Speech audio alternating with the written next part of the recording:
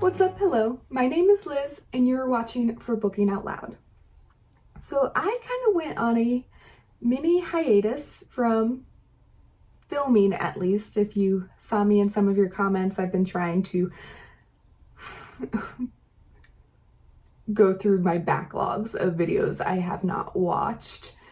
So that reminds me, if I'm missing any of your videos, I'm still really backlogged. It was really hectic for me right before my long-awaited spring break.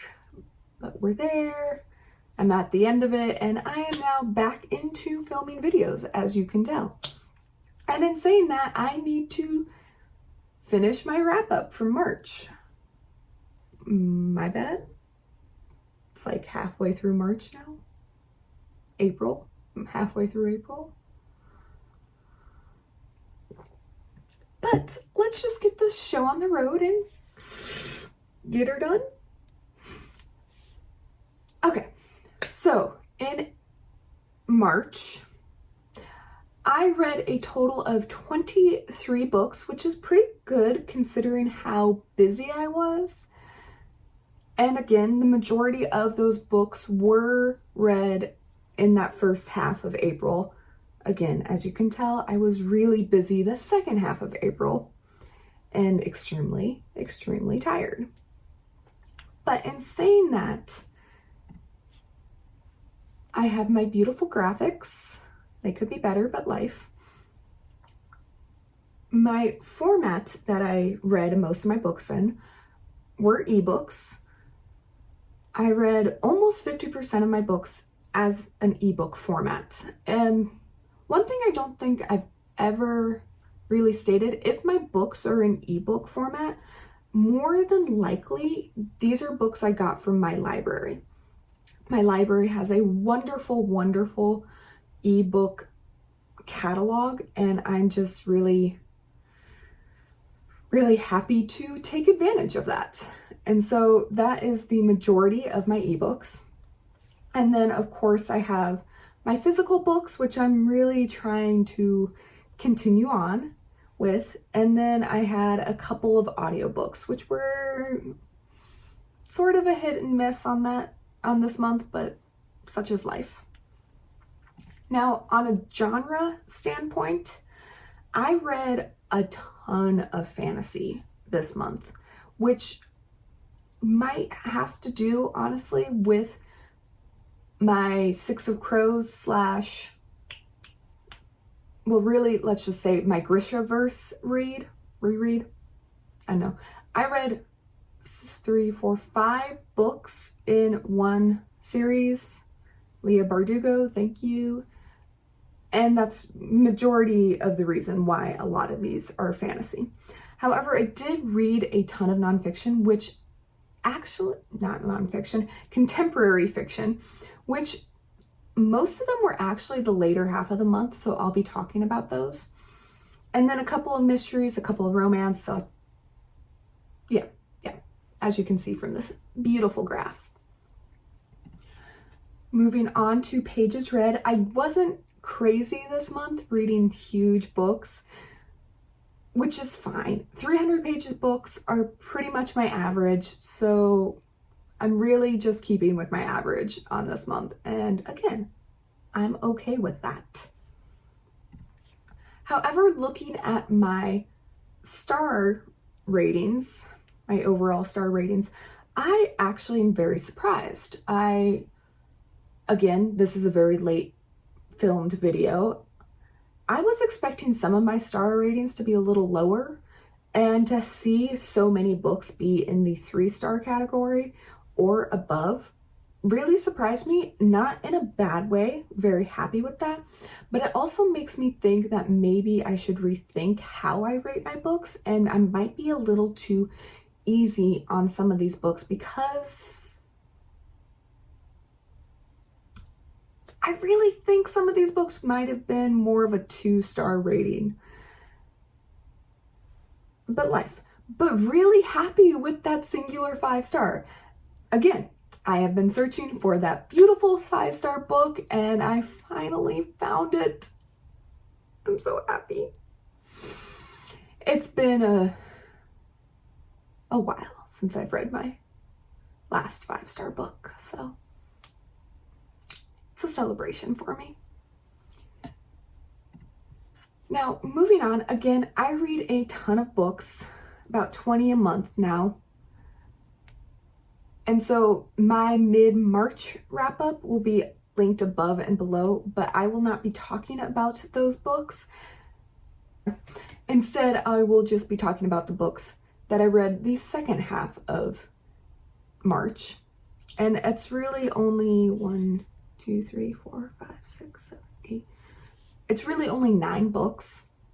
And so if you're curious about the other half of the books that I read, again, just look in the description. I read some great books. I read some not so great books. Go check it out. But to start us off, I finished Treasure Island by Robert Louis Stevenson. And that was my first finish of the second half of the month. It was an audiobook format, and it took me a really long time to finish it through audio. I don't think I really should have started it through audio, and I'm kind of seeing a pattern. I really should not read these classics through audio. And that's just a personal thing for me. It's easy because it's a lot cheaper for me to read them through audio, but I should just really get them through my library and read them through ebook. But anyway, Treasure Island is that OG pirate book. I went through a phase a couple years ago where I read a lot of different like nonfiction pirate things, and Treasure Island was really, really interesting because of that. But at the same time, it was a lot tamer, I guess, than I was expecting, which does make sense in a way. I would say it was a decent read, but it just didn't hold my attention the way I thought it should have. I ended up giving it a 3-star. It's kind of a book that I would pick up for a read along. Like if I was reading it to maybe a middle school, high school kind of student, this is that book that I would reach for. Maybe not from me personally in the future. And then I have these books down here. All right. And then I finally finished Elantris by Brandon Sanderson. So this is a book that I actually started in February, and then I had to return it to the library. So I ended up buying it, and I'm really, really, really, really, really glad I did. I absolutely loved this book. I believe it's Brandon Sanderson's only standalone book. He's only written series after this one. And I believe, again, correct me if I'm wrong, it's his first book that was a bestseller. And there's a reason it's a bestseller as well. Honestly, this book blew me away. I know there's a reason Brandon Sanderson is the amazing author he is, and people are always ranting and raving about him. But I guess I just didn't believe it until I picked up a book by him. I will believe you all next time. My bad. But I loved his storytelling. I loved the point of view, his character changes. I just love the concept too. I mean, you have Elantris is the city that housed immortal godlike people, and then 10 years before this book takes place, they basically fall from grace and no one knows why, and now they're like these undead, ostracized people that are basically locked up in the city now. And all of a sudden, 10 years later, you have these 3 characters that come to, oh gosh, what was the city called? Arelon. And you have this prince, this princess, and this priest right? And your character changed between these three, and it's just amazing. Let's just say it's amazing. And the fact that it's also a standalone too, and you have so much that goes into it and that goes in this story, and you fall in love with every single character you really meet. It was a phenomenal story, honestly. I did end up giving it a 4-star, 4.5 star. Not my favorite ever fantasy book, but still phenomenal. And I would pick it up again in a heartbeat, honestly. So Elantris was a wonderful, wonderful read, and I'm really excited to pick up other Brandon Sanderson books after this guy.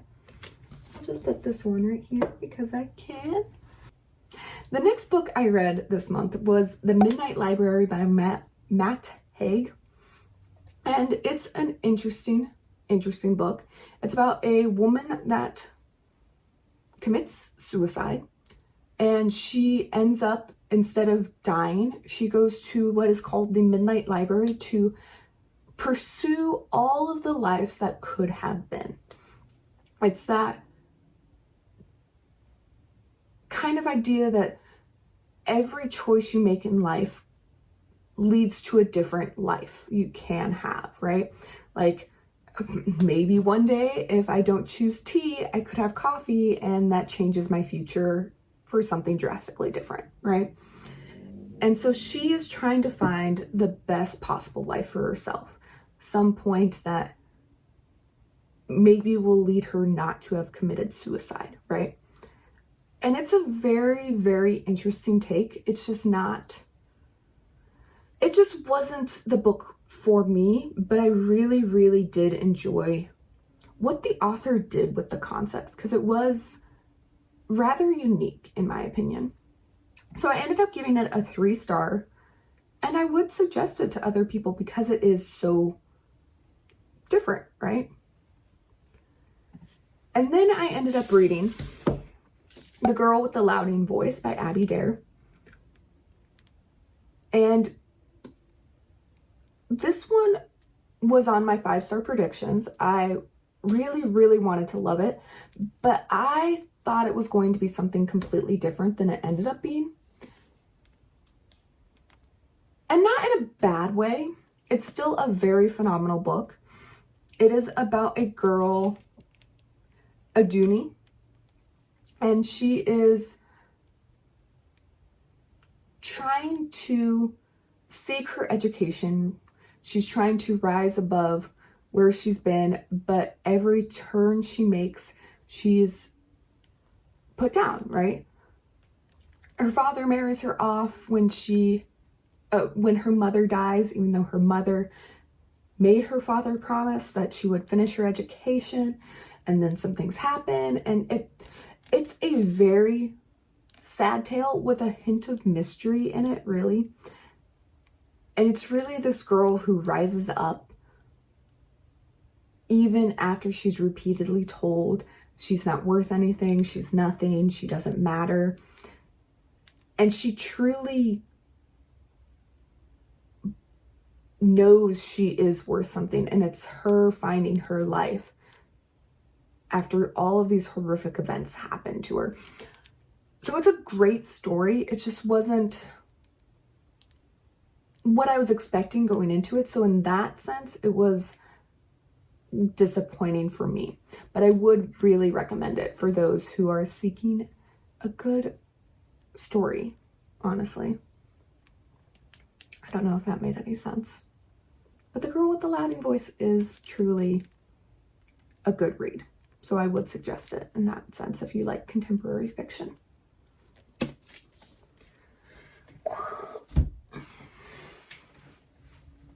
All right, the next book I read is Eleanor, Oliphant is Completely Fine. And this is a book that, again, I wasn't really expecting. I thought it was something completely different, and then I was given this book, and it's not bad at all. I loved the mental health aspect of this book and kind of the champion it had. But at the same time, it just wasn't the book for me. I'm not a contemporary fiction book has to be a certain way for me to really, really enjoy it. And this contemporary fiction book just wasn't that for me. But I did give it a 3-star, and I really do suggest it. It had this mystery in it that was really, really fascinating. I'll give it that. And honestly, the characters were kind of fun as well. So that was my next one. Now, this next book was a contemporary fiction book that really surprised me in a good way. It's my first Fredrick Backman book called Anxious People. And I've been hearing it all over BookTube. I've been hearing Fredrick Backman's books for a while, and I've been staying away from Fredrick Backman just because contemporary fiction, like I just said about some of these books, not always for me. And it just kind of intrigued me in Anxious People because it's about a bank robbery, and then this bank robber goes to an apartment and holds all these people hostage. And I was going to pick it up just expecting it to be this okay book, and then I truly pick it up and I fell in love with the writing style. Fredrick Backman in this book really dives into all of these different perspectives, and the storyline is not linear at all. And I thought that would drive me nuts. But in this particular case, even going through each of these perspectives and the storyline, like jumping all over, I loved it. And that took me by such a surprise. I ended up giving this guy a 4-star. And I am so intrigued by Fredrick Backman's other work after this story that I'm gonna look into it. I'm really excited now because I just didn't realize it. And again, this is completely on me. Another author I just didn't trust y'all on. And I need to stop doing that. I'm 2 for 0 right now, basically. Or you guys are 2 for 0 and I'm just a loser over here, not taking anyone's word.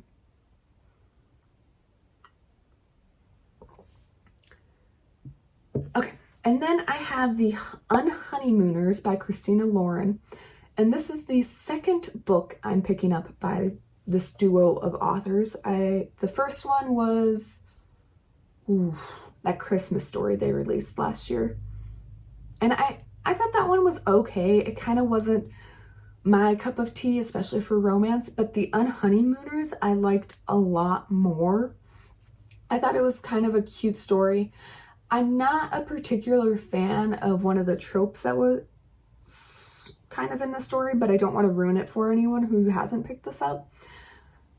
But again, it's a cute romance, and it made me like the authors a lot more, and I'm more intrigued to pick up their other work now. So I'll give it that.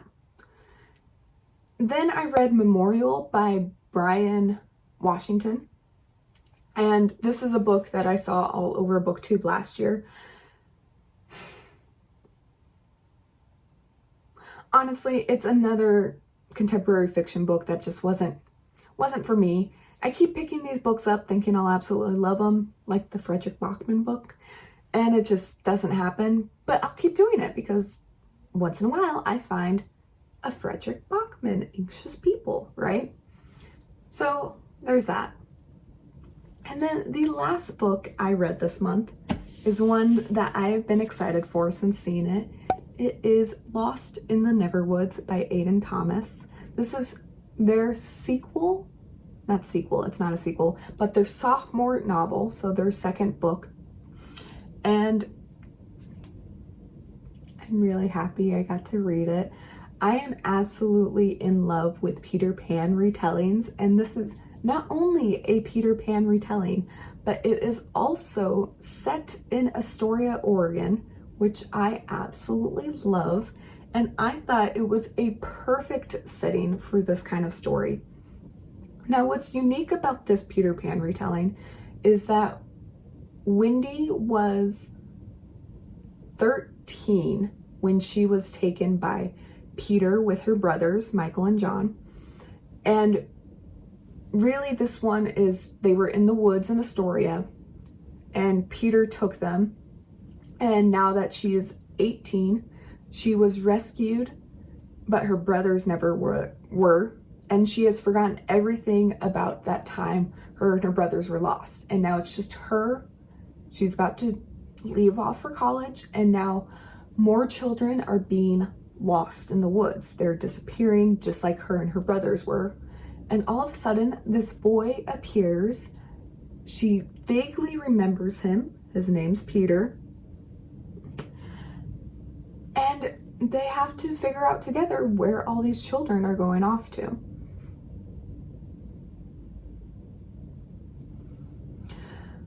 So I have to say, I was not in love with this story until about 2/3 of the way through. And then I kind of got on to what Aidan Thomas was doing to the story.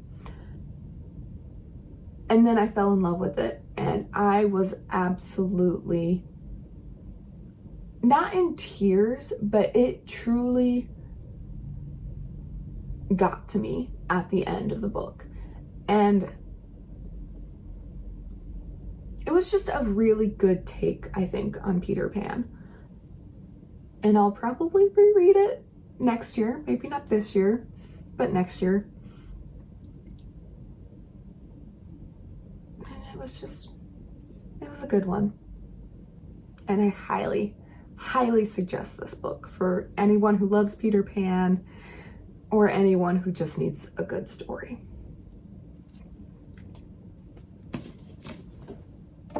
Maybe this one will stay. But that is my wrap up for the month of March. I hope this was intriguing to you, and I hope you enjoyed it. I will see you next time, and I hope you're having a great day. Bye.